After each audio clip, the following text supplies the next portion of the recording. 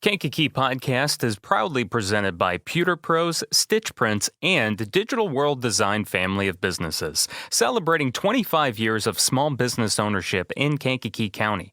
Learn more at mypewterpros.com, stitchprints.com, and digitalworlddesign.com. Thankful for the way these stories hold on to the lifetime we won't get back. I know these rivers carry on.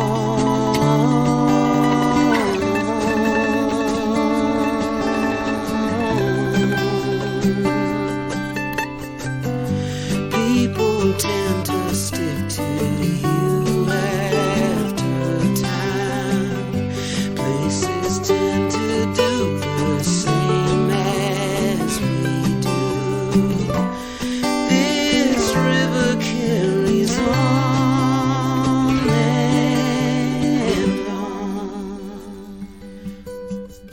Hello and welcome to Kankakee Podcast, where we talk about the people and places of Kankakee County. I'm Jake Lamore, and this is our monthly episode where we team up with the Kankakee County Museum, and we're actually recording this inside the museum. We haven't done too many recordings at the museum. It's usually at the studio, but today it's kind of an extra special episode because coming up on May 21st, as you probably know if you've been listening to the podcast for a while or just been a resident of the county, we have the annual Rhubarb Festival that's coming up May 21st here on the museum grounds.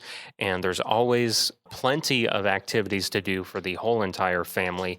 This year, there's going to be something different that I don't think, as far as I know, ever been done before. There is going to be a special ceremony for 3 soldiers that were missing in action in Vietnam. 3 soldiers that were residents of Kankakee County, and the organization that is helping do this ceremony in the garden is Rolling Thunder, the Illinois chapter. Illinois chapter 1, yeah. Illinois. There's 3 chapters in Illinois. Really? Yes. Wow. Yeah. Well, I mean, Illinois is pretty big. We're welcomed by Dennis, or LT. It was funny. Veronica was telling me, yeah, everyone called him LT. I thought maybe he was a lieutenant, but apparently it's a leather turtle. Yeah. It's a long, boring story. I don't think that's boring. I think it's hilarious. Before we formed a chapter in 2001, a group of us would ride to D.C. every Memorial Day. They do a rally in D.C. where they get like 500,000 motorcycles on Memorial Day Sunday. And so we started out, every year the group grew, and one year I shaved my head, and the guy riding next to me, a real good friend of mine, he shaved his head. One of the guys farther back in the group said, going down the road with our leather jackets billowing out in the wind and our bald heads, we looked like a couple leather turtles up front. So that whole group became the Leather Turtles. Oh my God, he's got a patch on. If you're not watching the video of this, he's got a patch on his leather jacket of a turtle with a leather jacket on riding a motorcycle. Yeah. That's great. He looks like an angry Ninja Turtle. Yes, yeah. So, yeah. And I always led the group. I was the first one to really, out of our group, to go to D.C. for Memorial Day. So then I became lead turtle. That's where my LT came from. Before we get deep into more about the specifics of the ceremony that's going to take place at Rhubarb Festival, in fact, that's the first thing I think that's pretty much what's opening the festival. 10:30. At 10:30 in the morning. Sharp. Yeah. Let's talk about Rolling Thunder. How did Rolling Thunder get started, and what is the organization all about? Rolling Thunder is a national organization. It's got like 88 chapters in 29 states. It's a nonprofit organization. Everybody that is concerned in it is strictly a volunteer. Our main mission major function is to publicize the POW MIA issue, to educate the public of the fact that many American prisoners of war were left behind after all past wars, to help correct the past and to protect future veterans from being left behind should they become prisoners of war or missing in action. And then we also help veterans financially since Rolling Thunder, Illinois formed in 2001, we've donated almost about $500,000 to Mantino Veterans Home, LaSalle, Peru, Hines VA Hospital, many homeless shelters for veterans. Right now, we have a program where if you have a veteran that's applying for benefits and it takes time, they'll put them in contact with us and we research it, but we'll step in, maybe make a house payment or rent to keep him from getting evicted, get his electricity turned back on, real temporary things. So I think we got it down to like 96% of the money we take in goes back out to help veterans and publicize the POW issue. That's a huge percentage. Yes, yeah. So what is your official title then? Are you the head honcho of Chapter 1? No, or? no, Okay. I'm not. I'm just a member. I was the first president, but so they kind of hang that on me. But this ceremony that we're going to do on the 21st, Remembrance Table ceremony, I'm in charge of that table ceremony. Other than that, I'm just a member. And so obviously the name Rolling Thunder lends itself to everyone is pretty much a motorcycle, or everyone rides a motorcycle. Is that No. Okay. I guess the I'm name. glad you brought that up because it got its name from a bombing mission in Vietnam in the 70s, I believe, early 70s. But although a lot of us ride motorcycles, it is not a motorcycle club. A lot of us are veterans. It is not a veterans club. It's anybody who's concerned about the POW-MIA issue and wants to help veterans. We have a lot of non-veteran members, and they're probably some of the hardest working members we have to promote these things. I would assume a lot of times then, I know you mentioned that you help veterans that are living with expenses and things between that transition of getting them signed up for the VA benefits and all that. But I would assume, do you help fund a lot of efforts to try and recover some of the possible remains of missing in action? No, that's a whole different department type thing. When we do hear of remains that have been brought back, we get involved in ceremonies that actually Chapter 2 out of there north of us, they just had recently they had a remains of a Korean War POW, Belvedere. They brought him home. Here there was a young man went in the Army in 1950, was captured in 51, died in a POW camp in 52, and then there was a mass burial. After that, then they were dug up and they were brought back to Hawaii where there was a mass grave. So over the years, they've been trying to identify remains, and they finally did that for this gentleman out of Belvedere. And it was a fantastic thing. The cemetery, they took the remains from the funeral home. They toured 11 schools going to the cemetery. And there was a family member there, and it's like, this is what we're about, a closure for people. You know, we, in all reality, even from Vietnam, we doubt that there's very many, if any, still alive. But families deserve a closure. They need to know that they're not the only ones that know that loved one didn't come home. Is Vietnam, as far as POW or MIA, is that the war that has the most? No, actually, from Second World War on, there are over 80,000 unaccounted for. Over 72,000 from World War II. Over 7,500 from Korea. Over 1,500 from Vietnam.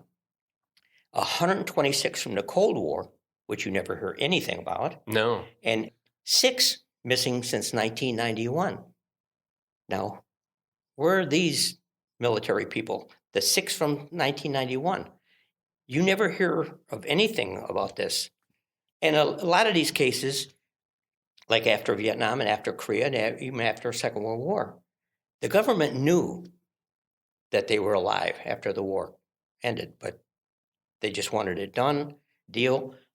After the Second World War, it's known that when Russia invaded Germany, they took all the prisoners that were in German camps and sent them back to Russia. They never released them to us. So those people are they probably perished over there in Russia. Yes, and just like Korea, a lot of them were sent up. And if you research the things, a lot of them were sent back to Russia to be interrogated, to China. Rumor is they were in China that a lot of them were used for medical experiments. I've heard that. Yes. I've heard that before. So, and the bad thing is, our government knew we left live POWs behind.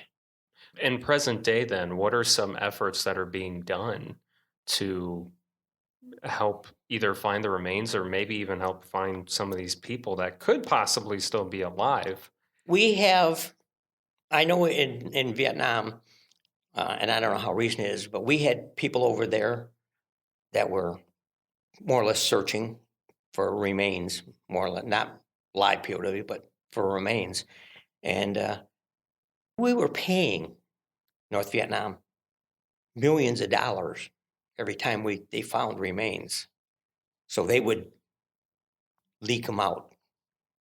So it was almost like they're pretty much holding the remains hostage. Absolutely, yes, yes. Like, hey, we got something you might want. Yeah. But give us we want some money here. We want some money here. Yes. And then we'll get those remains to you. And does that still go on to this day, to your knowledge or to your I think expertise? to my knowledge it is, yeah. And I don't think there was a big effort to get anybody released or found. During Afghanistan, there was one that supposedly he wandered off from an army post, disheartened over what was going on and all that. Bo Bergdahl out of Oregon. And they found out that he was being held prisoner. Rolling Thunder and Rolling Thunder of Illinois kind of led the pack on it. We put up billboards and everything else and wrote letters.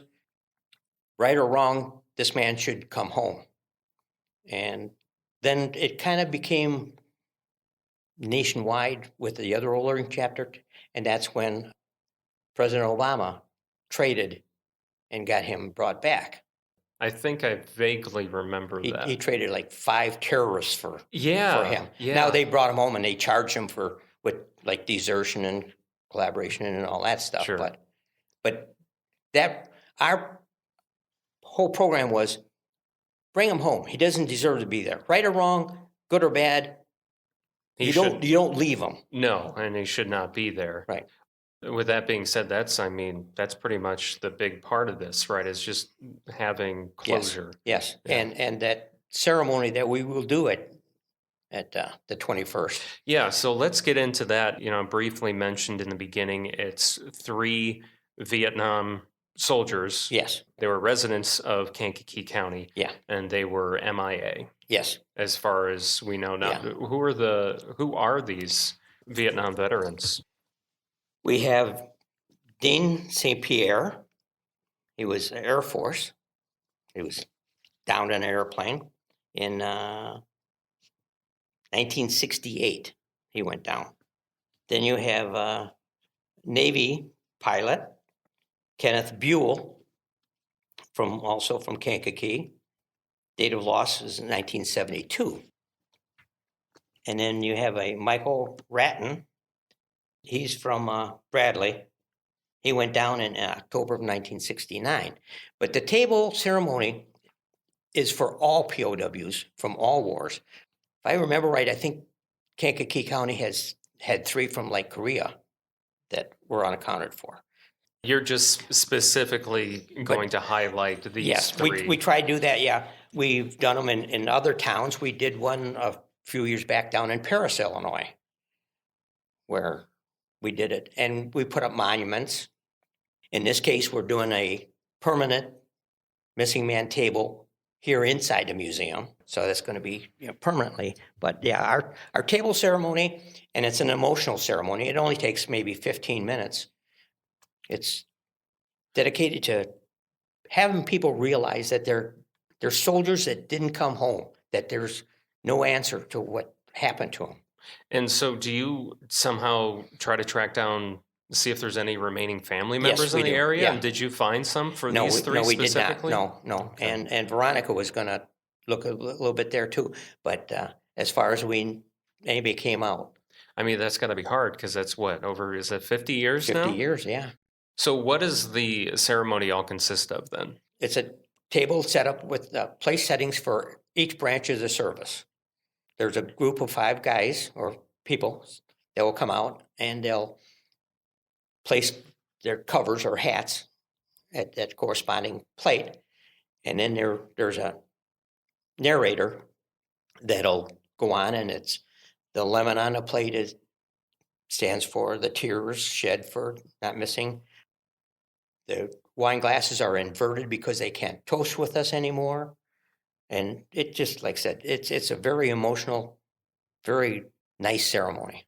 How did you end up choosing the Vietnam soldiers this time around? How do you go through that process of...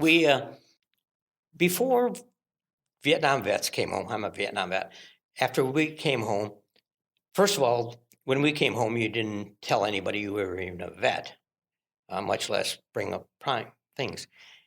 You never heard of POW MIAs from Korea or Second World War. It just wasn't brought up. It was the Vietnam vet organizations that brought up that we left soldiers behind. So they're like, hey, we've got all these people that are missing, Yes. and we've got no answers That's right. on, whether they've been captured. And yeah, that's part of the rally that went on in DC every Memorial Day, that let the government know there's people out there that would like answers to these things. What's your experience then with Vietnam? What branch were you in then? I was in the Army. I was in mechanized artillery with the 11th Armored Cav. I was over there in 66 and 67. And thankfully you made it home. And yes. And what was your experience in Vietnam? What did you see? Like I said, I was mechanized artillery, Which is... self-propelled howitzers, like big overgrown tanks. Okay. We traveled all over. Our base camp basically was a little town called Swan Lock, but we were on the road constantly. We would go up. 11th Cav was a big order. It's a regiment. And when their foot soldiers, their grunts, needed fire support, then they would call us. We'd set up coordinates, we'd fire there, and we would support any infantry that needed help. So we traveled all over. We were in places like, if you've heard anything about Vietnam, we were in the Iron Triangle and sort of things. So Okay, so did you see any fire then? yeah, Plenty of fire? Yeah. Anything that sticks out in your mind? bad things you kind of don't. You Don't want want- to eliminate from your mind. You just Mhm. you never will. But Yeah, I imagine. it's a war. There is no such thing as a good war. And so for yourself, what has that journey been like to... Like I said, I came home in 67, and I flew to Oakland from Vietnam. Now you're taking a situation where you're in a war zone, and 2 days later you're a civilian, and then you didn't even talk about it. We were Vietnam vets. It was, you can blame the war, but they were blaming the warrior, and you didn't tell anybody. I knew people for 10 years that I didn't know they were a vet. So I was married. My second marriage, my wife, Linda, one of her good friends, he was a Vietnam vet, and I got to know him, and he belonged to an organization called Vietnow at that time. And my wife says, you should go to these meetings. They can help you with your problems. And I don't have any problems, I don't have any issues. So, What kind of issues did that cause you not being able to talk about it? well, you have anger issues. You have, when you see somebody that you knew killed, and then when you get home, you go, why did he die and I didn't? A survivor's guilt you have. then I joined, and you don't talk about war stories. You don't do anything. It's just you're there for each other, and you go on, and then you start doing more things and meeting more people. And that's helped you, obviously, tremendously. I think so. Yeah. I was, to be real honest, I came home and I mean, I went to work every day, but I pretty much crawled into the bottle. Yeah. I had an alcohol problem. Well, thank you for your service, by the way, Dennis. Truly appreciate that. Is there anything else you want to put out there about Rolling Thunder, about the ceremony? I just can't give enough appreciation for the museum here and for Veronica. They bent over backwards to help us put this thing together and to allow us to, because we've done plaques and monuments and stuff in there, and they're usually outside, in which case, originally we had talked about putting on one here, but people walk by those things all day long. Yes. And never really stop to read them. Where a POW MI missing man table in this corner of this room, people are going to see that thing. And we hope every time they see it, they stop and think about it. And so on this table, is it going to include maybe these 3 Vietnam soldiers? Or? These 3 soldiers are going to be on a picture frame on the wall behind it. It's going to be a one-place setting table, probably this table, 30-inch table, with one-place setting. And then it's the wine glass and a single rose. And then it's going to have a thing on there that explains the meaning of everything that's on that table. Dennis, this has been great. Thank you. Well, I thank you for inviting me. Absolutely. And thank you again for your service. And what's the best way for people to get in touch with you or Rolling Thunder Chapter 1 in Illinois? Well, they can get a hold of any chapter there. We're all on the internet. Contact us. Chapter 1 is out of Warrenville, Illinois. Like I said, nobody is employed by Rolling Thunder. Right. So it's all volunteer. But we have people that work computers, and we have a full board, president and vice president and all that stuff. So like me, I'm just a member. Yeah. Well, you're a former president the board. Yeah, of the board. Thank you again, Elsie. I thank you. And we thank the museum. Absolutely. Right. Always thank the Kankakee County Museum. You betcha. Absolutely. Just a reminder, May 21st, 2023, if you are listening or watching this before then, the ceremony is going to start right at 10:30. It's actually right in front of Small Memorial Park, right when you get to the museum campus. Well, you'll see them all set up there, but that'll be May 21st, starting at 10:30 here at the outside of the Kankakee County Museum. Yeah, well, thank you. That does it for this episode of Kankakee Podcast. I'm Jake Lamore. Thank you so much for listening. We are proudly presented by Pewter Pros, Stitch Prints, and Digital World Design family of businesses, celebrating 25 years of small business ownership in Kankakee County. You can learn more at mypewterpros.com, stitchprints.com, and digitalworlddesign.com.